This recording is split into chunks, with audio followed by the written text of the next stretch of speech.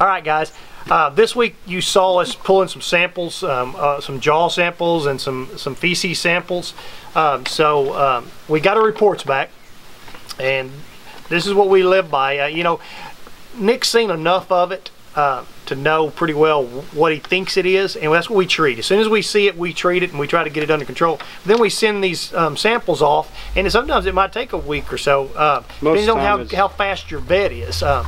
And you know, go ahead. What were you going? I'm sorry. Most of the time, like with Newport Labs, it's around a 4, maybe 5 day turnaround time by the time you send it into them and the time you get it back.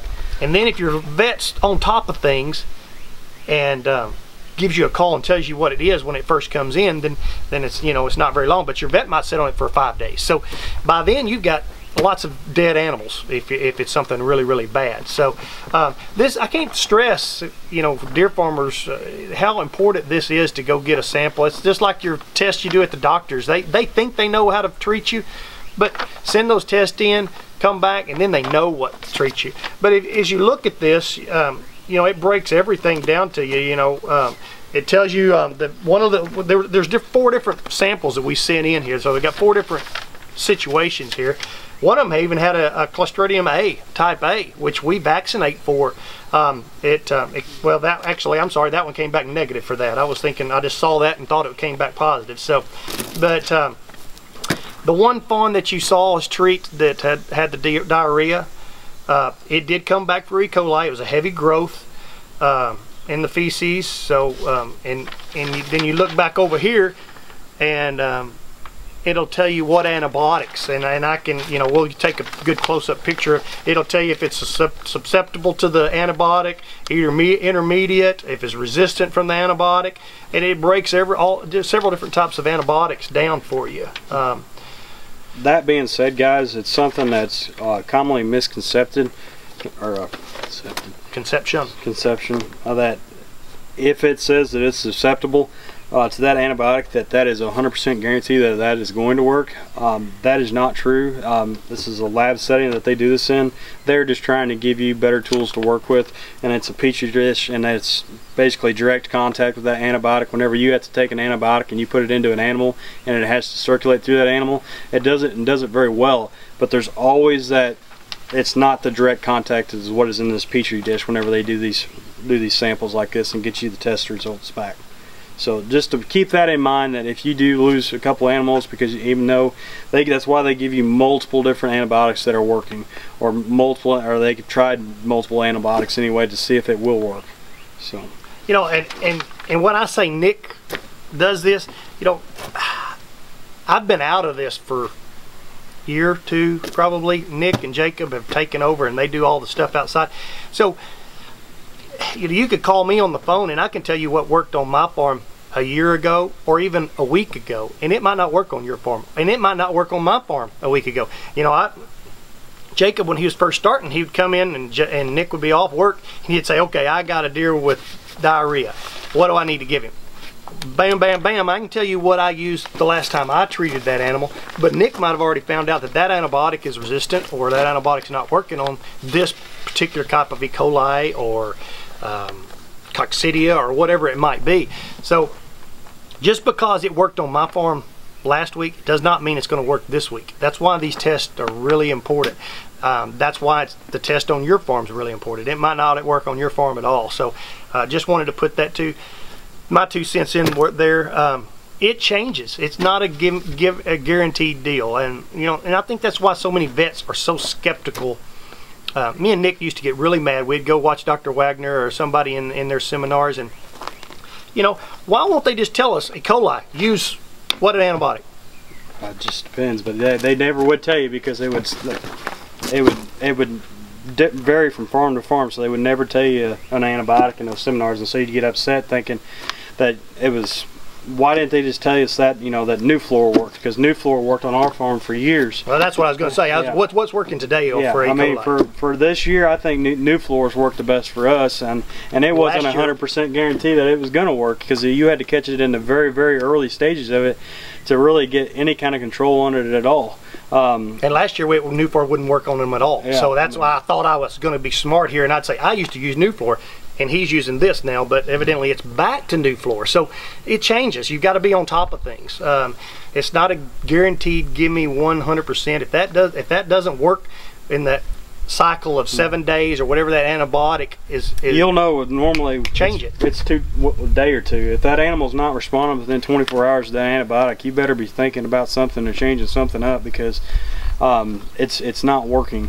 That's what I normally go off of, is about a 24-hour period, and sometimes 24 hours it's too late. But then you know for the next animal, and maybe not to give that, or that you didn't catch it early enough. But you know, like we were talking about, like last year was Exceed, and the year before that we used Exceed, and that's what kind of helped maybe control the E. coli issues that we had. And then this year we turned around and then we tried Exceed, and it wouldn't touch it. And the next thing we know, I went back to Basis 1, and we went back to Nuflora, and it's what took care of it, along with our something we always do is, no matter what kind of diarrhea it is, we always give a C&D antitoxin.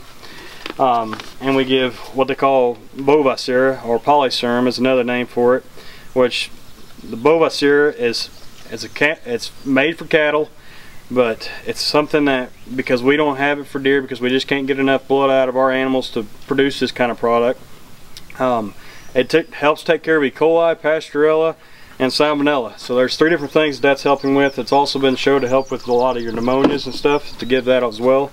But we always give those 2 things along with an antibiotic, and we always like to give a dewormer too, especially on any of the adult deer, because just having worms on board, if they have a high amount of worms, that they can get the same way. They can get a lot of diarrhea if you don't watch it. And don't confuse this with C&D. This is C&D antitoxin. Yeah. Don't confuse that with C&D. What is it called? Toxoid? It's not Toxoid, is it? I think it's Toxoid. Yeah. That's a vaccine. This is an antitoxin. It actually goes in and fights that animal whenever it's got that problem. You know, and we use these 2 drugs. They're not a real harsh drug. We use them as a blanket. It doesn't hurt them. We don't see a lot of side effects. So we're going to give it to them just to, you know, real quick. Hopefully we cover our butts, you know. Yeah. So it's... a lot of people don't like those. You know, I know Dr. Wagner for years said Polyserum doesn't work at all. It might not work on your farm. You've got to keep an open mind.